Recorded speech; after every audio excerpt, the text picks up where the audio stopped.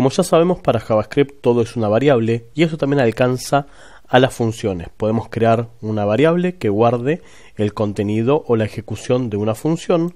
Lo voy a mostrar. Voy a venir al bloc de notas, voy a crear un nuevo documento y vamos a poner un script que cree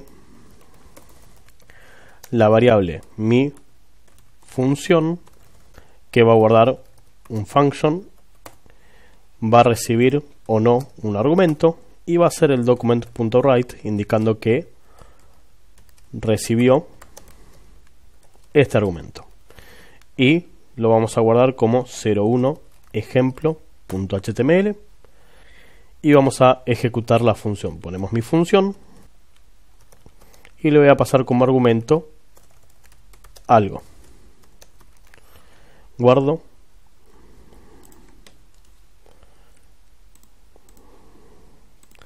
Ejecuto esto en el navegador y si nos fijamos, lógicamente dice recibí algo. Bajo esta estructura donde una variable puede guardar los pasos de una función, ECMAScript 6 agregó una nueva sintaxis para crear funciones por medio de lo que se conocen como funciones arrow o fat arrow. En este escenario, para crear la función, tenemos que usar una sintaxis alternativa donde la función se va a crear por medio de la combinación de los símbolos igual mayor, que representa una flecha, y se encarga de decirle al intérprete de JavaScript que eso es una función. Entonces tendríamos los argumentos que va a recibir la función, igual mayor y entre llaves el código que la representa.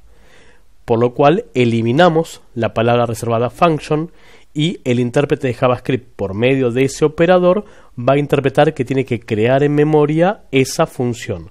O sea que si vuelvo al bloc de notas y le digo que quiero crear la variable mi función 2, que sea, y primero viene el argumento que recibo, igual mayor el operador de flecha, el operador arrow, y de llave a llave las acciones que quiero realizar, y vamos a copiar exactamente lo mismo, copiamos y pegamos, y vamos a poner recibí en arrow ese argumento, y lógicamente, como ejecuté la primera, ejecuto la segunda función con este valor que va a recibir como argumento.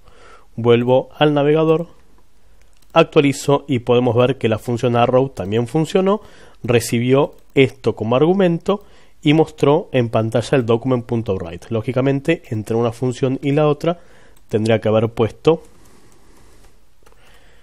alguna separación para que sea más legible para todos. Entonces hago esto, vuelvo al navegador y actualizo y podemos ver que tenemos las dos funciones ejecutadas.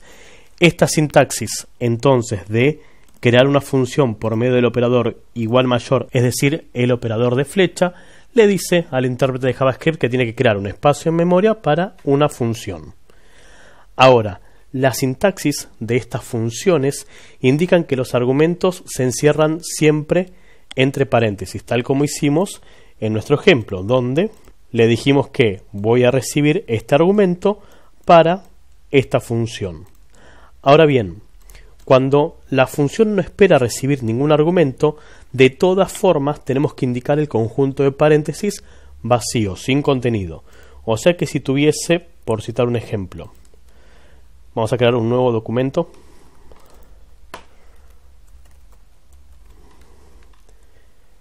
con un bloque de código JavaScript y lo vamos a guardar como 02 arrow.html y le vamos a decir que quiero tener la variable saludar, que va a hacer una función arrow que diga el document.write de bienvenido a mi web. No recibe argumentos, sin embargo, el conjunto de paréntesis es obligatorio. Cuando ejecuto saludar y lo veo en el navegador, podemos ver que dice bienvenido a mi web. Voy a prender la consola de JavaScript y le voy a quitar los paréntesis que utilizamos para indicarle que no hay ningún argumento. Si lo dejo así como está y vuelvo al navegador a actualizar, podemos ver que me tira un error de sintaxis donde esperaba una expresión y obtuvo la flecha, el arrow de la función. O sea que si no mandamos ningún argumento, es obligatorio crear los paréntesis aunque estén vacíos. Entonces, siempre los argumentos se indican por medio de los paréntesis. Vamos a recuperar esto y vamos a copiar el primer ejemplo que habíamos hecho de la función, mi función. Entonces tenemos la función con un argumento y la función sin argumentos. Lo mismo aplicaría lógicamente si la función tuviese que recibir más de un argumento. Pero si espera uno solo, en realidad podemos no utilizar los paréntesis porque la sintaxis de la función arrow asume que como mínimo siempre recibe un argumento. O sea que podríamos volver al ejemplo de mi función y quitar este conjunto de paréntesis que mientras que tenga un argumento para recibir es sintácticamente correcto. Lo que no puede quedar es vacío este lugar, pero voy a decir que recibo algo que se llama arg y lo va a mostrar como la variable arg. Entonces ejecuto mi función 2 y entre uno y el otro hago el document.write de una línea. Vamos a ver primero el saludo de bienvenido a mi web y luego la función arrow que recibe este único argumento. Vamos al navegador, actualizo y tengo las dos muestras en pantalla. Solamente los paréntesis se vuelven obligatorios cuando no tengo ningún argumento o estoy esperando recibir más de uno para esa función. O sea que si tuviésemos una función con varios argumentos, supongamos que tengo la variable crear combo que espera recibir el nombre del combo, el inicio y el final. Esto es una función arrow y le vamos a decir que cree la variable HTML como una cadena de texto vacía y que a HTML le concatene un select que abre y uno que cierra y en el medio que haga un for que vaya desde inicio hasta el final de uno en uno y me genera dentro la concatenación de un option que abre y que cierra y vamos a poner en el medio los valores que faltan. Adentro del option voy a mostrar esa variable i y al select le voy a dar como nombre ese nombre que recibimos como argumento. Entonces recibo más de un argumento, lo utilizo dentro de la función y lógicamente hago el document.write de ese bloque de código HTML. Entonces vuelvo a separar con una línea y le digo que quiero ejecutar la función crear combo y le paso como nombre meses del 1 al 13 porque no lo incluye. Y cuando voy al navegador y actualizo, podemos ver que me crea el combo de los 12 meses. Entonces podemos tener uno, muchos o ningún argumento. Si es uno solo, el paréntesis es optativo, pero en los demás escenarios es obligatorio el uso de paréntesis. Y tal como sabemos, las funciones reciben argumentos para no decidir de dónde viene la información y de la misma manera pueden retornar un valor para no definir qué va a suceder con esa información generada, por lo cual la función arrow permite entre las llaves indicar las acciones que vamos a realizar, tal como sucede en los tres ejemplos que vimos. De llave a llave tengo este document.write, de llave a llave tengo este document.write y de llave a llave tengo todas las acciones de la creación del combo. Ahora, esas llaves se vuelven optativas cuando la función hace una única tarea y retorna un valor en base a esa tarea generada. Por ejemplo, voy a ir al Notepad y voy a crear una función que retorne un valor. Le voy a decir que esta es una función con retorno de un booleano. Creo la variable es par que va a recibir un número, no necesito los paréntesis porque es el único argumento que voy a recibir, y de llave a llave lo que va a preguntar es si el número pasado por el módulo de 2 es 0. Sabemos que cualquier valor numérico cuyo módulo de 0 es porque es múltiplo de ese valor, y le vamos a decir que me haga un return de este resultado.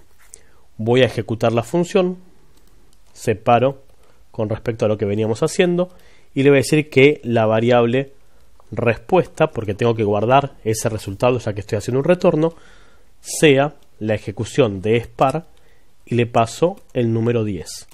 Hago el document.write de respuesta y tenemos que ver un booleano que diga verdadero si es par o falso si es impar. Vuelvo al navegador, actualizo y me dice que es verdadero.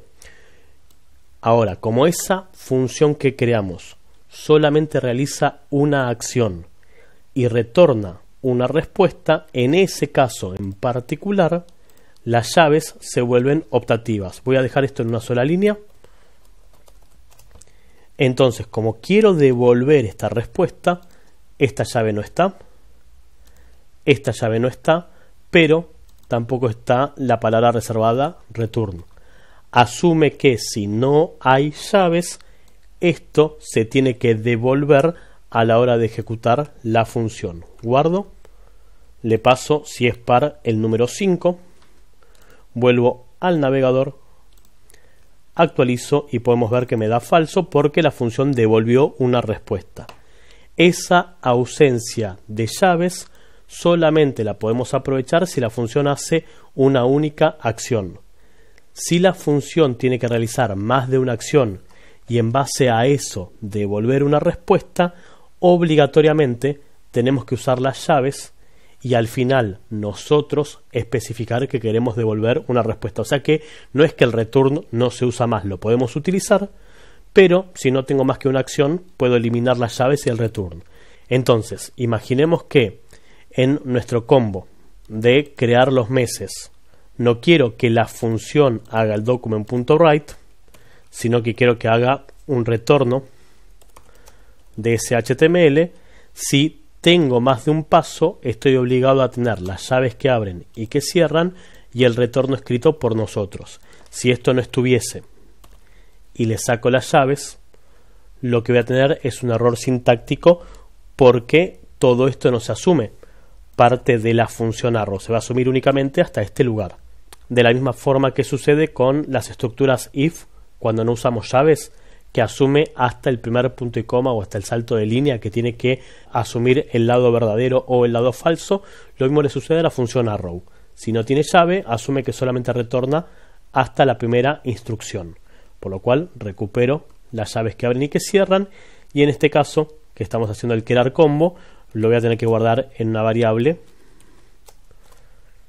porque si no lo voy a perder, y hago el document.write de ese select, vuelvo al navegador, actualizo, vemos que dice undefined porque tengo comentado todavía el retorno, me olvidé de descomentarlo.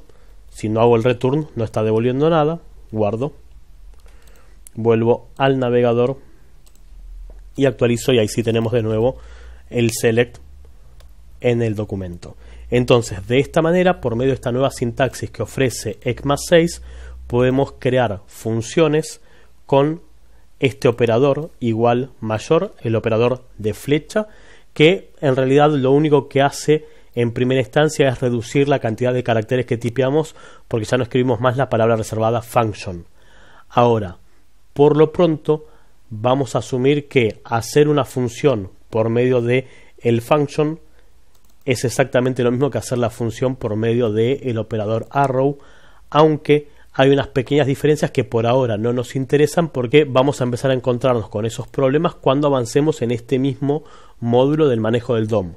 Por ahora, como todavía no hemos ahondado en detalles, podemos decir que se comportan y hacen lo mismo, crear una función regular por medio de function como la función arrow.